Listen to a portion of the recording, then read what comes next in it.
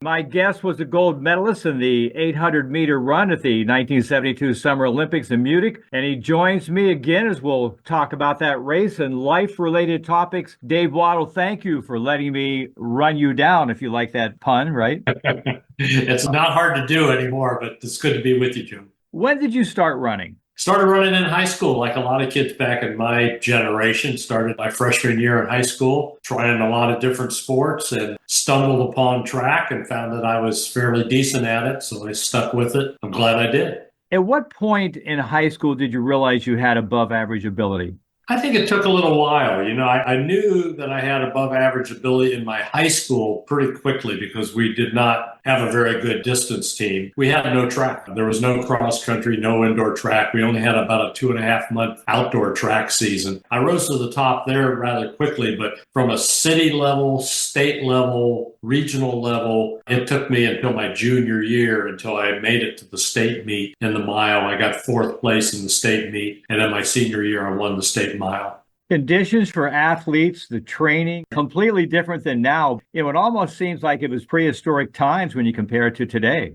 It sure does. I mean, you see what the athletes have now. They have trainers and people that are taking care of them and giving them massages before the races and doing whatever their bidding is. We had nothing at that time. I saw a picture of me the other day in a cotton sweatsuit, and that's what we had at Bowling Green, orange cotton sweats that we'd wear in the middle of the winter with cotton gloves. I mean, we had none of the equipment that they have now. We didn't have an indoor track at Bowling Green, so we were out training in the snow. It was a different time.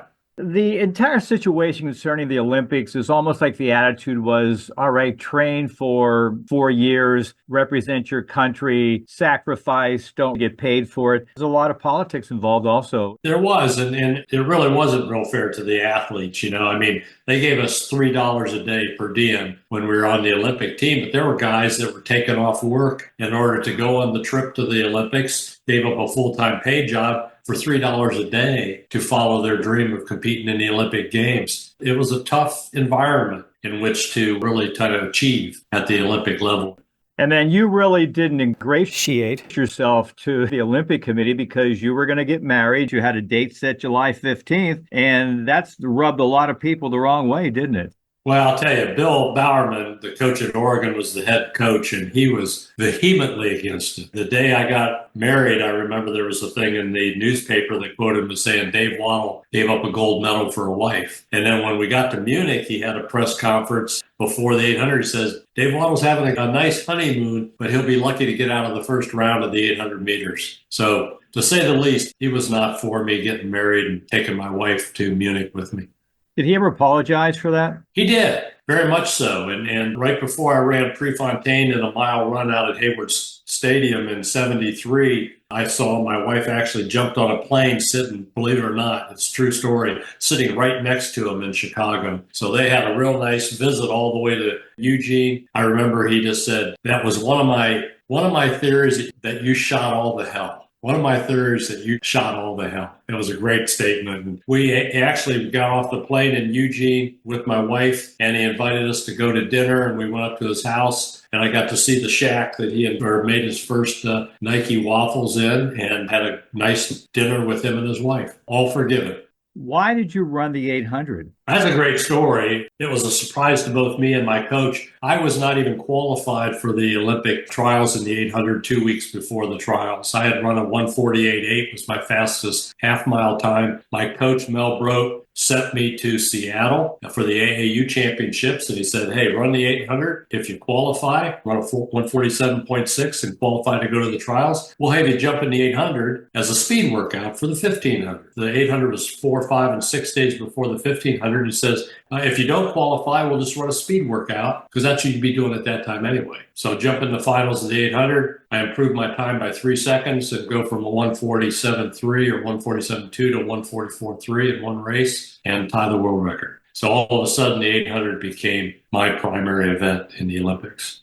You and I spoke yesterday, and you talked about the amount of people who have watched that video, and you look at you, and it's like you're dead last. First of all, you had a number. You told me how many people you think have watched that. Facebook in June of 2020, there was 178 million hits on that video. And the Olympic Channel, I did a program called The Gathering of Champions for the Olympic Committee 2 years ago, 50th anniversary, and they indicated that that race was their number one watched video for the past 3 years in 2022.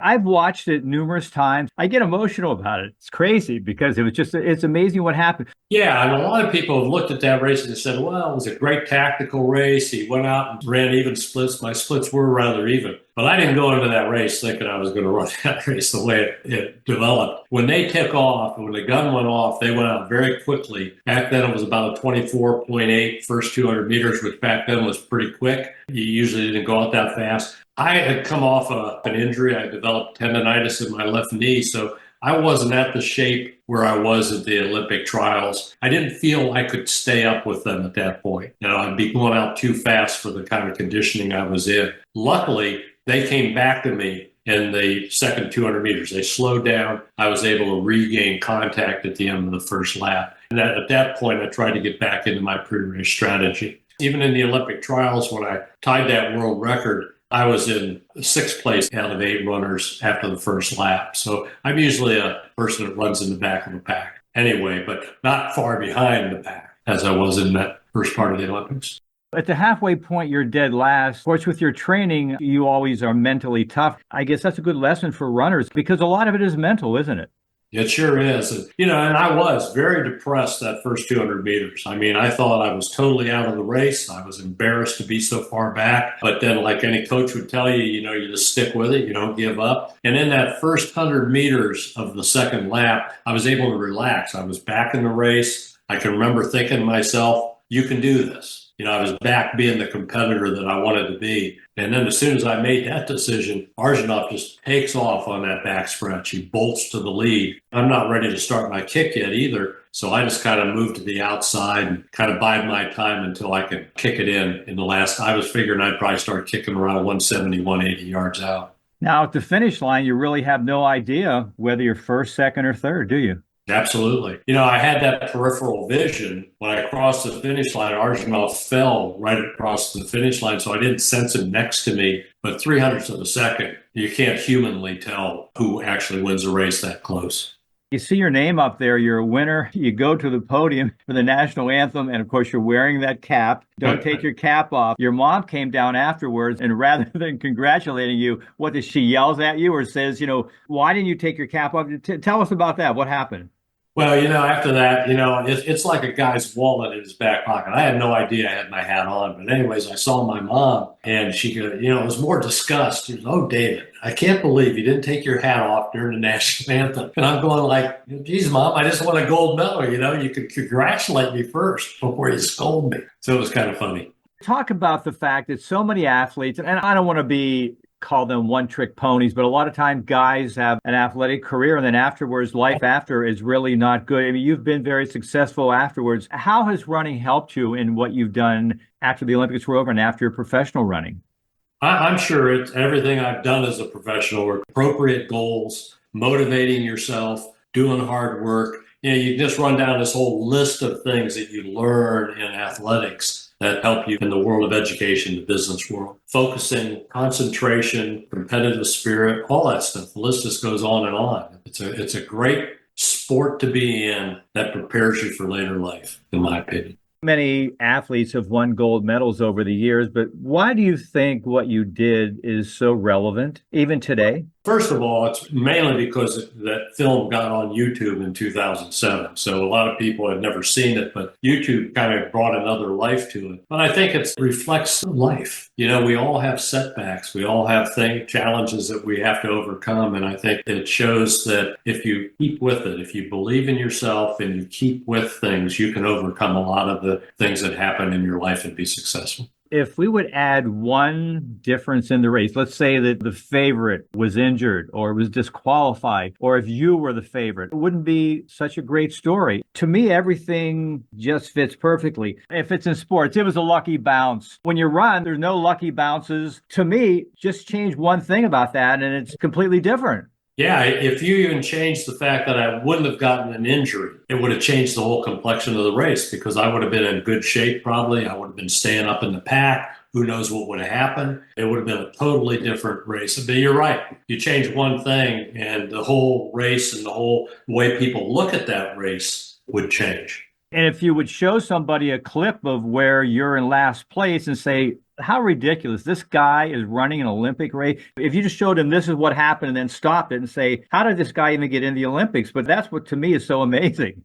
Well, it's funny. My grandfather was watching it on TV. There was time delayed when it was coming back to the United States, and people had said that I had won. And he was sitting in his chair when I was so far behind. He was a big football player, coached semi-pro football, played with Jim Thorpe, big athlete. I used to come in after high school. He says, "Dave, what are you doing now?" I go, "Grandpa, I'm running track." He goes, "Track? That's for sissies. You wear shorts and you run around in circles." And so anyways, but he's going, "Oh, I can't believe it. It's embarrassing. Look how far back he is." And my grandma said he jumped out of his chair when I crossed that finish line. So you'd never know looking at the beginning of that race that I had any shot at all. So where's your gold medal? Gold medal is where it's been a long time. I used to have it in my underwear drawer. I figured no one would ever go through my underwear drawer looking for anything. But I finally got smart and I put it in a safety deposit box. And just get it out from time to time.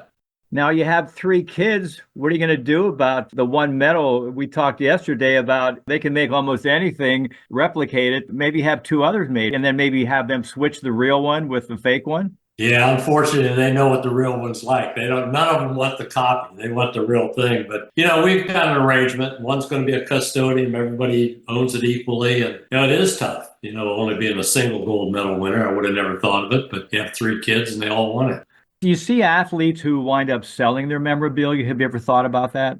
Well, I am actually, as we speak. I have stuff that's for sale right now on Golden auctions, and I just made the decision about 3 weeks ago. I'm selling the shoes that I wore in the Olympic Games and the shoes I wore when I tied the world record, some of my Olympic stuff. So the stuff has sat in a container for 50 some years, very seldom taken out. And I thought, hey, someone else may enjoy having some of this stuff. Nice to be able to share it. So I kept some stuff, not going to sell the gold medal. My hat's in the Track and Field Hall of Fame, so obviously not selling that, but some of the other stuff I thought I'd go ahead and auction them. Do you ever say it's almost like it's not me, it's somebody else? So there are times when you say, did I really do that? Wait, that couldn't have been me. Was that really me?